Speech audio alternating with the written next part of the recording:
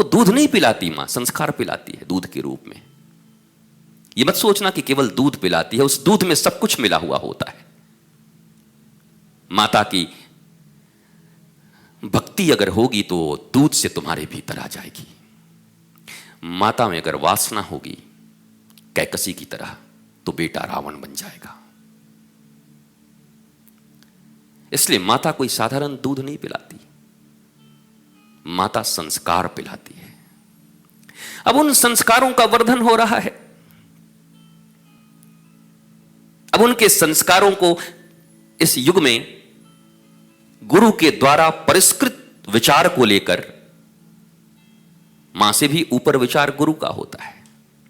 मां इस फिजिक को पालती है, इस स्थूल शरीर को पालती है, पर तुम जो हो, तुम्हारी आत्मा, उसको अगर लालन पालन उसका करने वाला और उसको ज्ञान का दूध कोई पिलाने वाला है तो गुरु रूपी मां है। इसलिए वो मां भी श्रेष्ठ है। उन मां के संस्कारों को भी लेकर आगे बढ़ना होता है।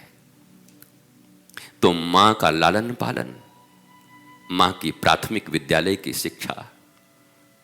बेटा ऐसे गाली नहीं देते, रामचरितमानस पढ़ते हैं, देवी मां है प्रणाम कर लो, आशीर्वाद देंगे।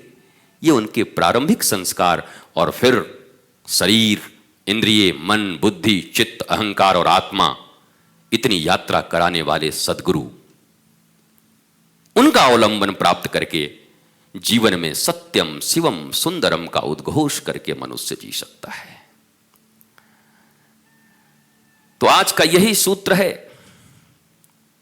कि कोई भी अघटन हो, कोई भी कमी हो, कोई भी न्यूनता हो जीवन में, कोई भी अक्षमता हो, कहीं से भी शोक, रोग, कुछ भी हो, उसका कारण मैं हूं। इतना मान लेने भर से, और मानना नहीं है, यही सत्य है। मान के कोई उपकार नहीं कर रहे हो। ठीक है भाई, सब दोष मेरे ही भीतर में है। ऐसे भी कहने वाले लोग हैं। ठीक है, सबसे बुरे हम ही हैं। अरे हुई तो फिर बोलना क्या है? ये बोल के भी अहंकार कर रहे हो। ठीक है, तो इसका मतलब ये है ना कि सबसे बुरे, सब दोष हमारा है, सब दोष हमारा है। हाँ, ऐसे ऐसे लोगों को मैंने देखा है, कांप रहे हैं बीपी में, सब दोष हमारा है। हाँ माता, तुम्हारा ही है, इसमें कांपने की जरूरत नहीं है। 140 बीपी लेके बड़े साधारण तरीके से कहना है, मेरे ही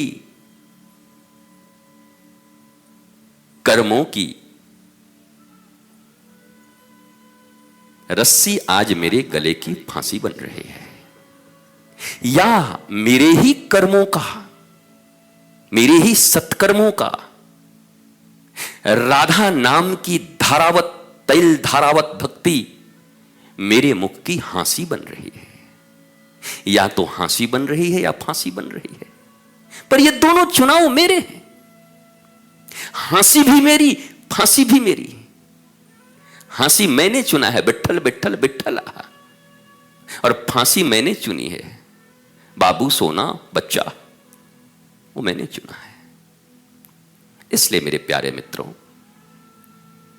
जीवन में अगर श्रेष्ठ जीवन जीने के अधिकारी बनना चाहते हो तो सेल्फ को रिस्पॉन्सिबल मानो, और फिर किसी समर्थ सदगुरु की शरण। अच्छा, जब हम ही कारण हैं तो हम ही खुद को सुधार लेंगे, वो संभव नहीं है। फिर अप्पो पप्पो फिर मत करना चाइनीज फोन की तरह कि पप्पो अप्पो।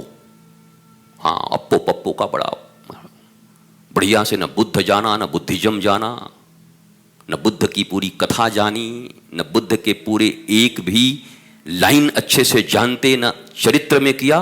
पप्पो पप्पो अप्पो अप्पो, अप्पो दिप्पो बप्पा, पप्पो पप्पो भवा, अप्पो दीपो। ये फांसी भी तुम्हारे कारण है, और ये फांसी तुमने जानबूझ के नहीं लिया था। उस समय तुम्हें अच्छा लग रहा था कि यही श्रेष्ठ है, यही उत्तम है, मैंने जो निर्णय किया है वो ठीक है। तुम्हारे निर्णय गलत थे, और आज जो निर्णय ले रहे हो वो भी गलत हो सकता है। इसलिए सामने कोई श्रेष्ठ महापुरुष जिसे सद्गुरु कहते हैं, उनके चरणों में बैठकर पूछना कि हे प्रभु, अब इस जीवन में आनंद चाहिए, आह्लाद चाहिए। हे नाथ, बस आप बताओ भर, और अपने दास में ऐसी शक्ति दो कि आप बताओ और मैं चलना प्रारंभ कर दूं। कृपा कर दो, बस कुछ अमृत बूंदे पिला दो वाणी की।